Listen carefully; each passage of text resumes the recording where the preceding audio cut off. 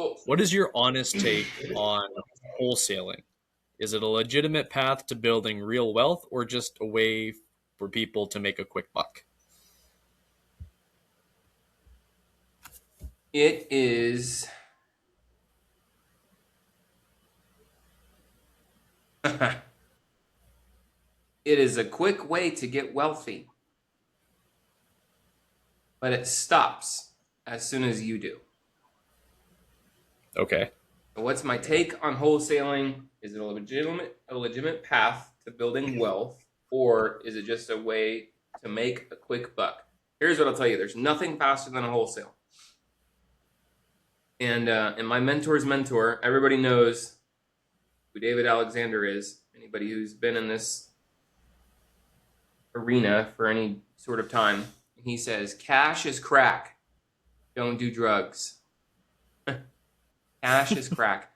So don't get addicted to these cash pops, because wholesaling super fast. I just did a little study in REI Automated actually this morning.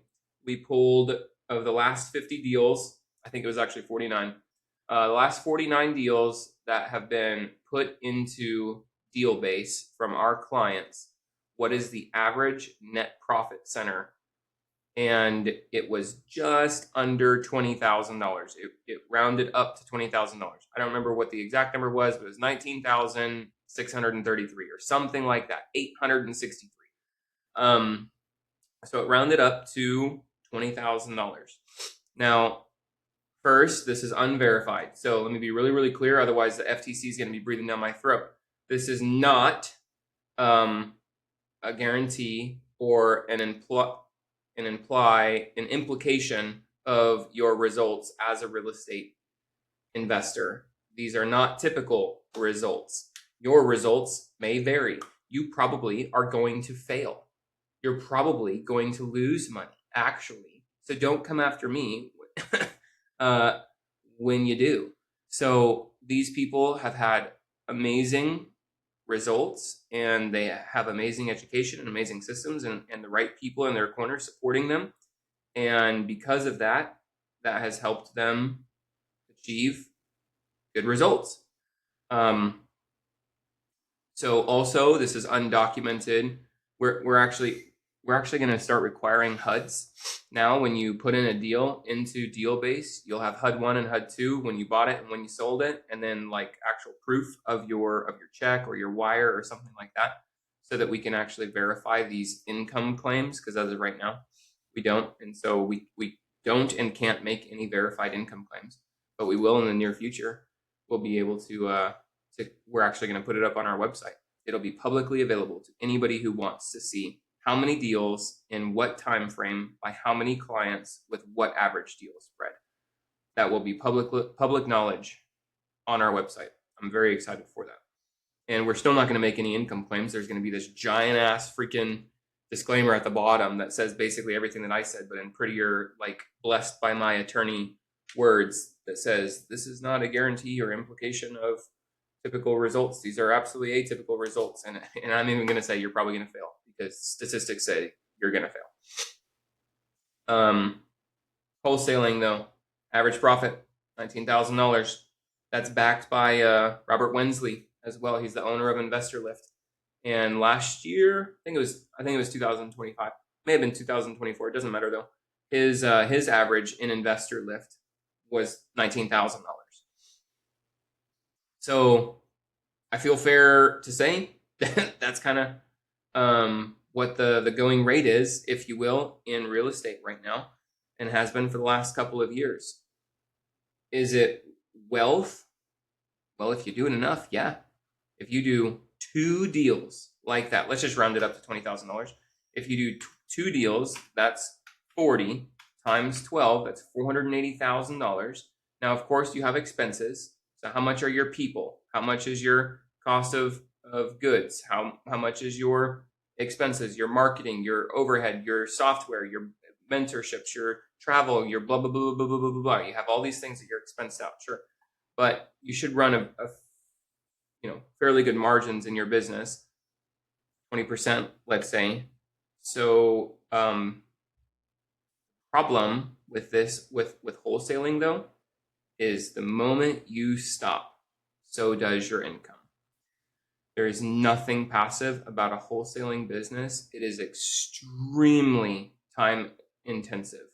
And if you're not doing it, then you have to pay somebody else to do it.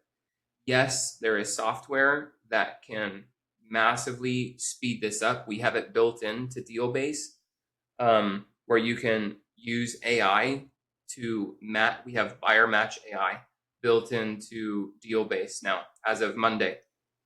So it's fantastic. It'll literally go out and find the perfect people for you. And you can call them and you're going to find your buyer for that wholesale deal. So that'll save you a ton of time. But the fact of the matter is you still have to find a buyer for every single one of those houses. Every single deal needs to be matched up. Seller, buyer, done. That said, if you do it enough and you outsource it to a team, you can scale that fairly big to a couple $1 million per year. Honestly, just wholesaling can, and I can push you to a whole bunch of people who have successfully built that to $1, $2, even $3 million per year just in wholesaling. Is that where I would store my wealth? No, I'm not going to leave it in cash. I'm going to put it back into real estate in the form of rentals and notes. I'm also going to take it out of real estate. Believe it or not, I'm in the stock market. Believe it or not, I'm in cryptocurrency. Believe it or not, I'm also in precious metals. I love silver, love Bitcoin, love Ethereum. There's other places that you should be putting this cash, and some of it should be kept in cash, by the way. Some of it should be put into life insurance. There's all these different vehicles that I believe are better served to have a blended portfolio so that you are both safer and are taking massive advantage of movers. And so I don't think that it's a legitimate way of building wealth. That's because my definition of legitimate is probably different than people who are scaling, $2 million businesses that are just focused on wholesaling. They would probably say, Keith, you have no right to say that. I'm making $2 million this year. Yeah, but that's not my definition. I don't care how much is active income. I care how much my monthly recurring revenue is for my household. How much of this is passive or as close to passive as I can get? How much of my money is going out there working for me? I like it when my money makes money. I like my money making babies and making friends and bringing friends back home so that we can go out back into the workforce, right? So that said, I'll finalize my answer by saying it's a great way to start. It's a really great way to start because that can fuel your entire business, your marketing, your renovation budget, your purchase of your next rental, like your down payment on a DSCR loan, your down payment on your next owner financed house can be all funded by a wholesale deal. Would you recommend that people start wholesaling just as a entry strategy, or would you recommend that they find the best strategy that suits them? Like, Yeah, say, there's a 0% chance that I'm going to say, yeah, you should go wholesale, because it comes down to the universal laws of currency. We have time, money, and energy, and in order to go into wholesaling, you have to have a lot of time and a lot of energy. And if either of those two is kind of deficient or you're lacking in time or energy, wholesaling is the worst for you because it's extremely time intensive. For some people, yeah, it's going to be, you need a custom fit plan, to be honest. I have some clients who come in. So today I was talking to an executive, good client of mine, great friend. We've had him on board for several years. He makes anywhere between $350,000 and $400,000 per year in his W-2. Should he be wholesaling? No. He's a high-level executive that doesn't have time to be doing all of this stuff. Where should he be putting his money? Well, he makes great money, and honestly, he doesn't need to make more money. He needs to keep more of his money. And so lowering his taxable liability through cost segregation, through accelerated depreciation, that can be done with buying rentals. And don't get me wrong, he also does flips.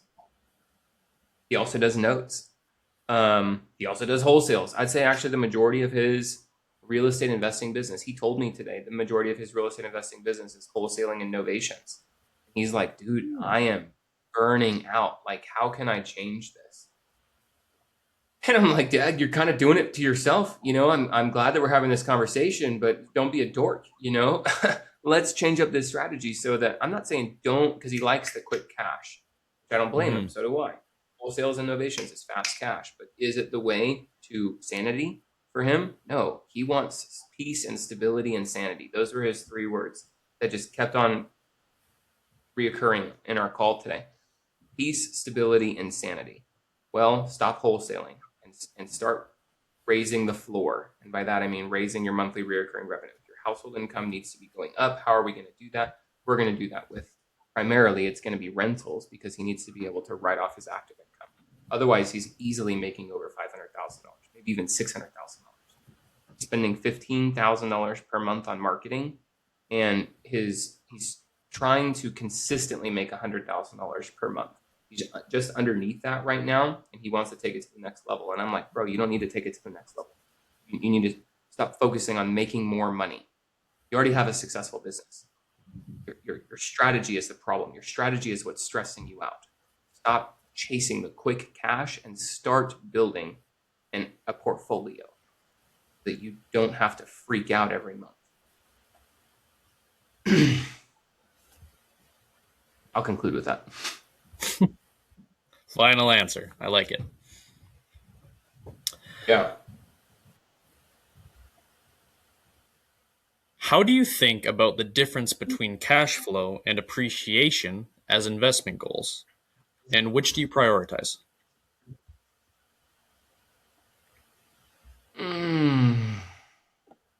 Markets are largely going to fall into one category or another, and it's extremely difficult to find both. For example, Memphis, Tennessee, great for cash flow. Jacksonville, Florida, great for cash flow. Indianapolis, Indiana, great for cash flow. St. Louis, Missouri, great for cash flow. It's the Little Rock, Arkansas, great for cash flow. A lot of Midwestern states are great for cash flow. Let's talk about appreciation. Appreciation would be Miami, Florida, San Diego, California, Seattle, Washington, Honolulu, Hawaii, Washington, D.C., Phoenix, Arizona, right? So you have, it's the opposite of a bell curve. Like if over here is a cash flow metro and over here is a appreciation metro, it kind of looks like boobs, rather than a hump in the middle that shows you, your what do they call that thing? The graph. They do call it the bell curve. The bell curve, thank you. Rather than having a bell curve, you have a reverse bell curve. So you have 2 humps, one hump on the left and one hump on the right. And this dip in the middle. There's very few metropolitans that are both. Think about it like a Venn diagram. A Venn diagram does have some crossover, but what's in the middle is this teeny tiny little section, whereas both of the circles may be huge. So your question was, how do you prioritize, or which one was better? I don't think either one is better. One of them with order of operations. Order of operations does matter. You can get the cart in front of the horse. And so it would be synonymous to pushing a string. Like that's actually not what strings are meant for. They're made for pulling. If you pull a string, it's useful. If you push a string, you're going to get pissed off. It doesn't do anything. It doesn't do what you want. And so if you start with a cash flow market, oh my goodness sakes, it is so slow. I have seen people be in the game for so long, 10, 15 years. And they're like, yeah, I acquire a rental one every, 2 or 3 or 4 years. And it's like, my goodness, this takes forever, because they have to save up enough money for their W-2 to go get a loan, 20% down, 25% down for a DSCR, and congratulations, now you have a little bit of cash flow more to save up, and so it's a little bit faster next time, and they get their second one. It's a little bit faster the third time, so on and so forth. Lord willing, hopefully nothing, gets messed up with their numbers, or God forbid anything happens. Whereas if you do an appreciation, whether it be long-term or short-term, for example, short-term appreciation would be what we call forced appreciation, i.e. flipping a house, buying it low, doing a bunch of repairs, making it beautiful, and then selling on the retail market. That would be forced appreciation. Long-term appreciation would be, I buy this house, hold it. The IRS defines long-term as greater than a year and a day. So holding it for longer than a year and then selling it, and it's gone up in value. You don't need to do anything to it. It went up in value by $40,000. And then if you also did a renovation, beautiful. So if you buy in an appreciation market, it makes buying houses in a cash flowing market far easier, and therefore it accelerates your rate of return, and you're able to buy more houses in a shorter period of time. So which one do I prioritize? I don't prioritize being defined as which one do you like more. I don't like either one. However, when it comes to order of operations, I would prefer a new investor start with an appreciating market and then take the profits from that and roll it into a cash flow market. And it's a cycle. That cycle just gets, if I could go back, dude, first 8 years of my business, I didn't hold on to a single house. It wasn't until 2.5 years ago did I buy a house that I held on to. Almost 3 years, actually. Sold everything else. And I so wish I could go back in time. And beginning in year 2, maybe as long as year 3, hold on to one house, year 3. And then in year 4, hold on to 2 houses. And then in year 5, hold on to 3 houses. And then in year 6, hold on to 4 houses, so on and so forth. I was just going over my taxes with my CPA yesterday. We spent about 90 minutes on a Zoom call. And we were going all the way back to, because I actually switched CPAs last year. My CPA, jerk, did this thing called retiring, really pissed me off. Anyway, so I had to get a new CPA. And so we were actually going back through and auditing the last 5 years. We went all the way back to 2021. He was like, dude, you bought a lot of houses, 21, 22, and 23. Like, he was wildly impressed. And he's like, how many of these did you keep? Oh, please don't ask me that. It's so embarrassing. I kept one. I kept one. Beating your chest. That's how much I kept. I kept one. That was so embarrassing. And there was another one that I went under contract in 2023, but I didn't buy it until January 12th of 2024, and I kept that one as well. Anyway, so he's like, wow, you did deals all over the nation. He's going through, I have a map of all the houses that I've bought. And he's scrolling through, and as you scroll through, it highlights a different pin on the map, and then you can click into it and see the details and the pictures and what I bought it for and stuff like this.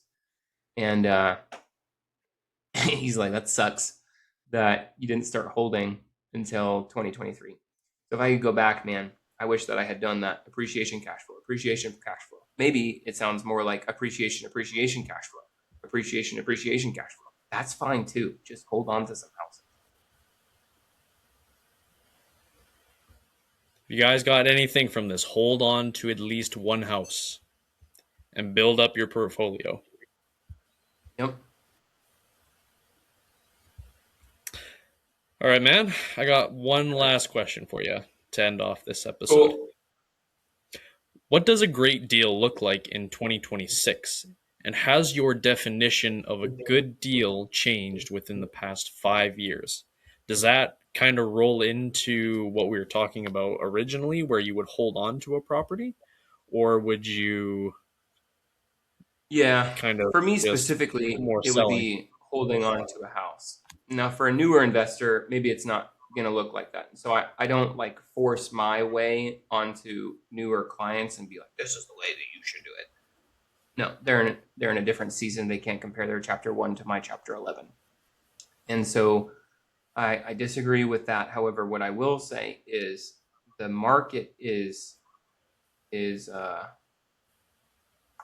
choppy right now. It's tumultuous, whatever the word is. That means like it's up and down. It's finicky. Mm-hmm. Buyers are finicky, sellers are finicky, lenders are finicky. Everybody is all weirded out with the market right now. It's a very uncertain time where like people don't even know where we are, much less where we're going, because so much is happening, so much is changing, so much. My God, like when it comes to, we don't even know where we are with AI, nor where we are with the Strait of Hormuz or whatever the freaking thing is called. And where are we going to bomb Iran, or are just China going to send drones on us? Is the stock market going to go up? Is the stock market going down? Like, no matter where we are when it comes to politics, technology, market cycle, are we going to lose the USD and go to crypto? I don't freaking like. There's so much uncertainty. If you listen to the news, you're screwed because you're gonna have a heart attack. Like you're gonna be an emotional train wreck. You don't know what to believe,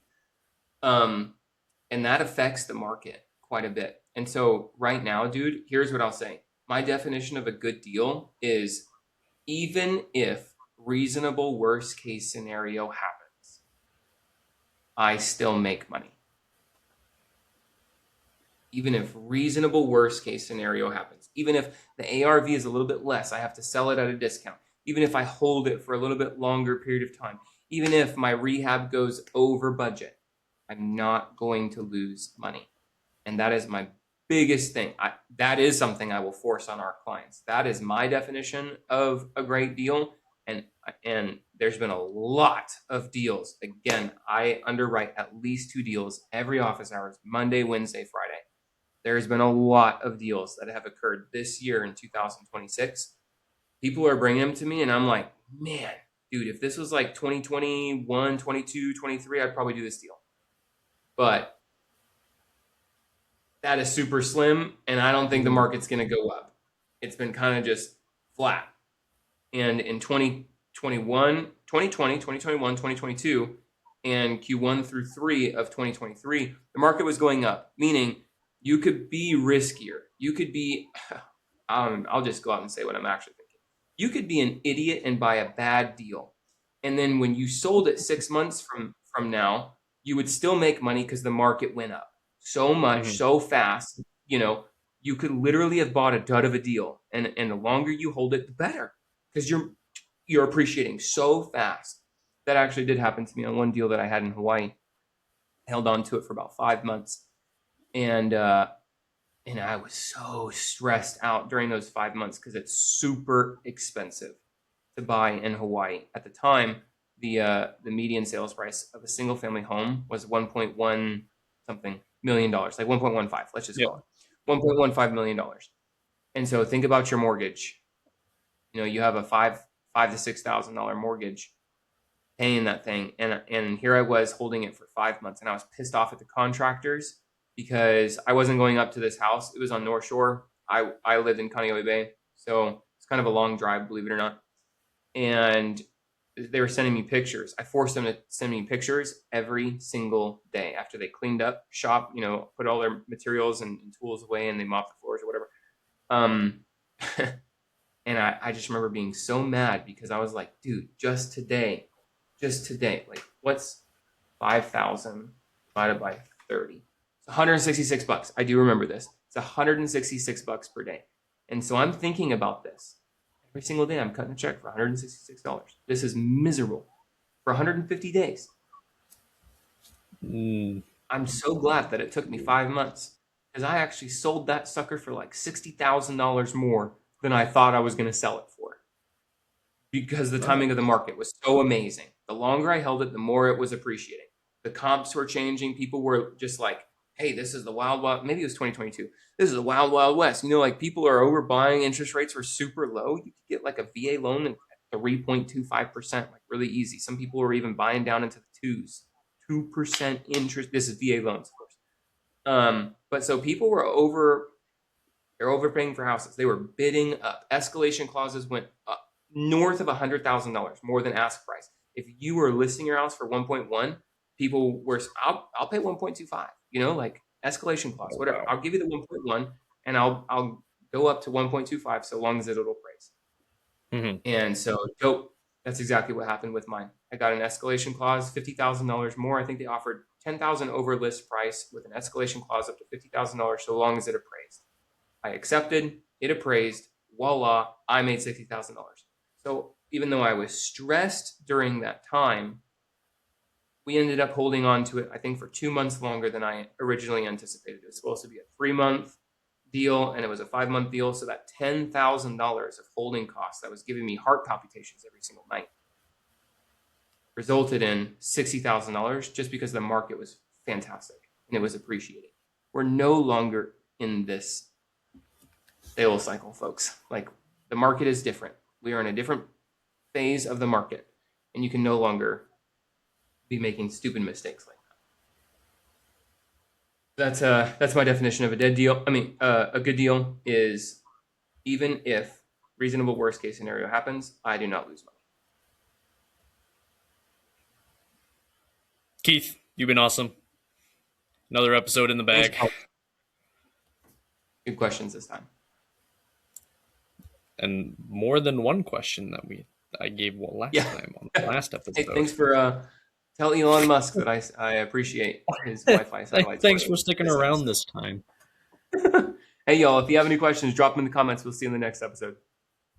That's a wrap on this episode of the First Deal Podcast. If you haven't already, hit subscribe on whatever platform you're listening to us on so you never miss an episode. We drop new content regularly, and every single one is built to move the needle forward for you. In fact, you can usually find that content right here. That's all for now. We'll see you on the next one, my friends.